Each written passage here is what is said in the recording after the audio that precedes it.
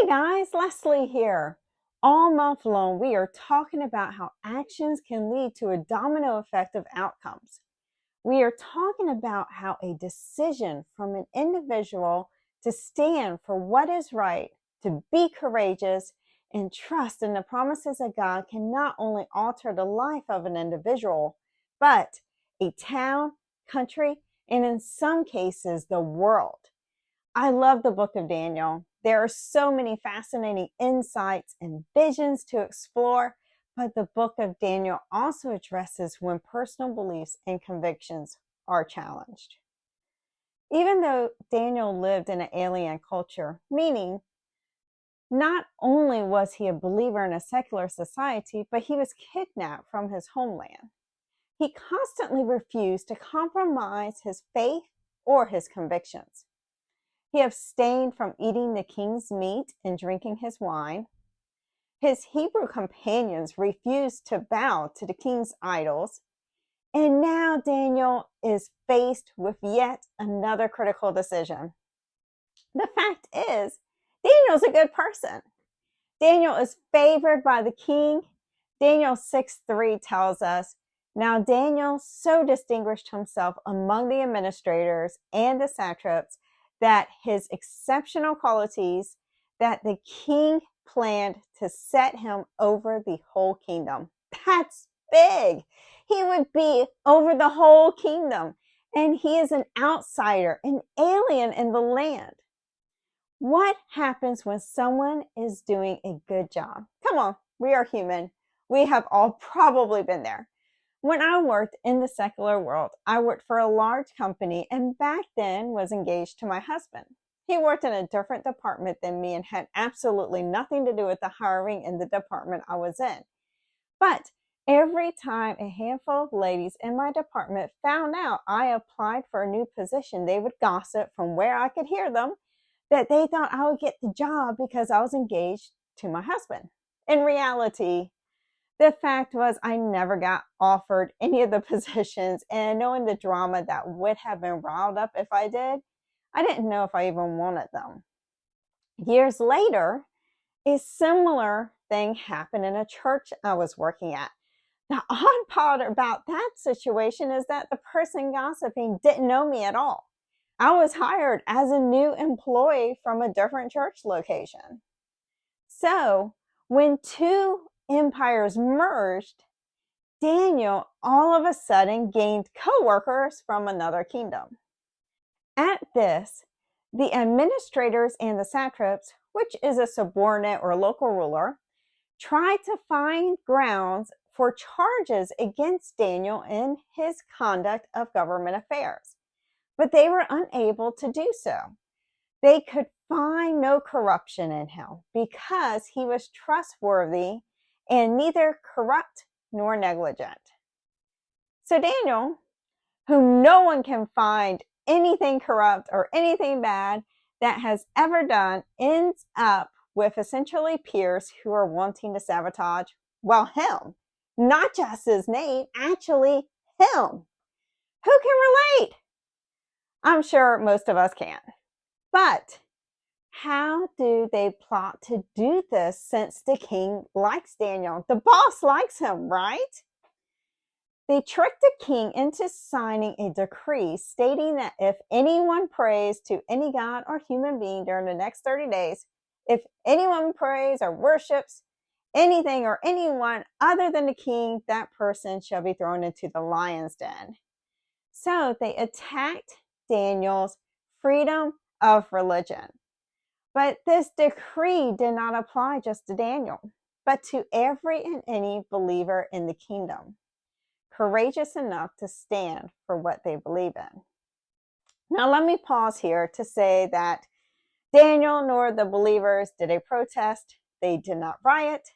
They did not badmouth anyone or do anything wrong. The Bible continues to tell us what Daniel did when he was faced with opposition. With the opposition of if he continued to pray to the one true God, he was going to be thrown into the lion's den. So just to explain really quick, a lion's den is essentially a cave where a group of lions was housed. The king's men would feed the lions to keep them well and healthy, and when it was time for someone to be sentenced to the lion's den, they would starve the lions to assure the lions would eat the person sentenced to death by lion's den. So I want you to pause for a moment and think about this. What compromises would you make to your faith and or convictions to get a promotion, to get into an elected position, to make money, or to save your life? Just food for thought. Okay, this is the decision Daniel is faced with. So let's see what he does. And I think we can all learn from this. Let's read together Daniel 6:10. Now, when Daniel learned that the decree had been published, he went home to his upstairs room where the windows opened towards Jerusalem. 3 times a day he got down on his knees and prayed, giving thanks to his God just as he had done before. A few things I want to point out. 1, he went home. Daniel did not cause a scene. He did not gossip. He did not argue. 2, he did not compromise his beliefs or convictions. He prayed just as he had done before. And 3, he prayed 3 times. Surely you are saying, what is the importance of him praying 3 times? Thanks for asking. Let me tell you. Daniel was only required to pray twice a day facing Jerusalem. And here we learn that he added a 3rd prayer. Well, why? I'm going to tell you the reason I believe he increased his prayer time and the reason we all need to. Daniel sensed and knew that there was an increasing spiritual battle taking place in the invisible realm between God's angels and Satan's strong principalities. If you want to learn more of the invisible spiritual warfare, I urge you to read Daniel 10. We see this example throughout the Bible. We see it in Luke 22:44. Jesus enters the Garden of Gethsemane and engages in strong intercessional prayer until his sweat became as drops of blood. In Acts 12:5-11, the church prayed without ceasing for Peter's release from prison, and an angel of the Lord releases Peter from prison. There are times when spiritual warfare increases. We believers must increase the intensity, frequency, and length of our prayers. Let Daniel serve as an example. When you are facing opposition, when spiritual warfare rages around you, when the world is about to break, or if someone is talking smack about you, go to God. Tell him what these people are doing. Talk to him as clearly as you would your best friend or yourself. Give the situation over to God. Pray for those going against you and give them to God. If you are not familiar with this situation in the Bible, Daniel was convicted and thrown into the lion's den. Because of Daniel's faithfulness to God, the mouths of the lions were closed, and he was retrieved from the lion's den free from harm the next day. The people trying to get Daniel removed from office still pushed that something was done on the king's part to stop the lions, and they proceeded to do some tests and found nothing was done. Those people were sent to the lion's den, where the lions feasted upon them, and the king decreed, the God of Israel, the God of Daniel, the one true God. God is faithful to his people. I was never offered any of those positions because God had bigger plans for me.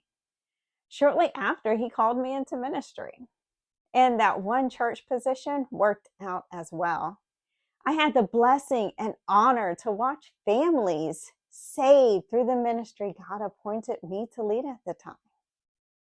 God always wants the best for us.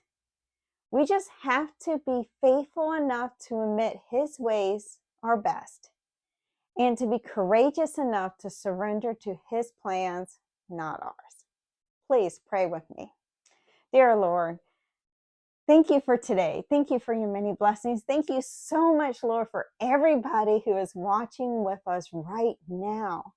I pray that your presence is there with them, that you are sitting beside them, that you are leading them, that you are guiding them, that your still soft whisper is audibly heard in their ears.